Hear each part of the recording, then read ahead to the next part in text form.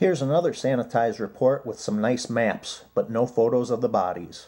Now to Iraq, where today was one of the deadliest days for Americans this year. NBC's Richard Engel joins us now from Baghdad. Richard. Good evening, and U.S. soldiers were on a foot patrol in a generally safe, upscale neighborhood here in Baghdad. Witnesses say they were talking to locals, gathering intelligence, which is something they typically do. A group of soldiers went into a clothing store to interview the owner. Other soldiers were staying outside, guarding the door. Then witnesses say a young man wearing a black leather jacket slowly, casually walked up to the American soldiers outside the store and detonated a suicide vest.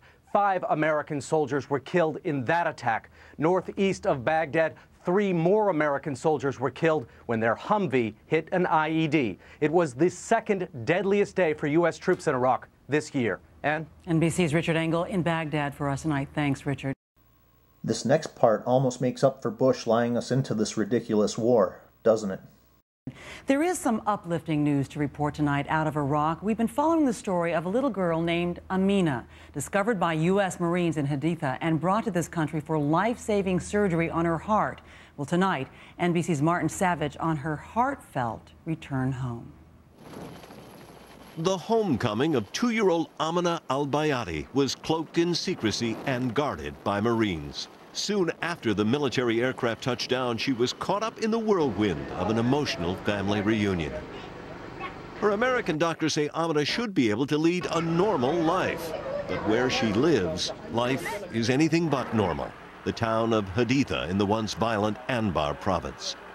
The same place where in 2005, U.S. Marines killed 24 civilians, including 5 children, after their patrol was struck by a roadside bomb. 2 years later, another Marine patrol found a very sick Amina with her family, a stroke of fortune that saved her life. Marine Major Kevin Gerard spearheaded the effort to bring the little girl to Vanderbilt's Children's Hospital in Nashville.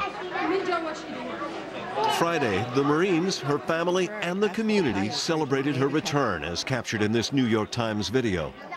Ironically, members of Amina's family are suspected of participating in the insurgency the Marines are fighting to stop. 2 of her uncles, jailed for more than a year, were specially released just to be at her homecoming.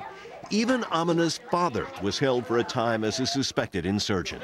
Perhaps he was involved in the insurgency, perhaps he wasn't. It's difficult to tell from the reports that we have, but as far as I'm concerned, he's my friend. And the little girl's father seems to have had a change of heart as well, saying he now shares a deep bond with the American who made it all happen, Major Gerard. Major Gerard, my brother. He's not just my friend, he's my brother. It would seem along with healing her heart, Amina's journey has also helped to heal the wounds of war. Martin Savage, NBC News, Atlanta.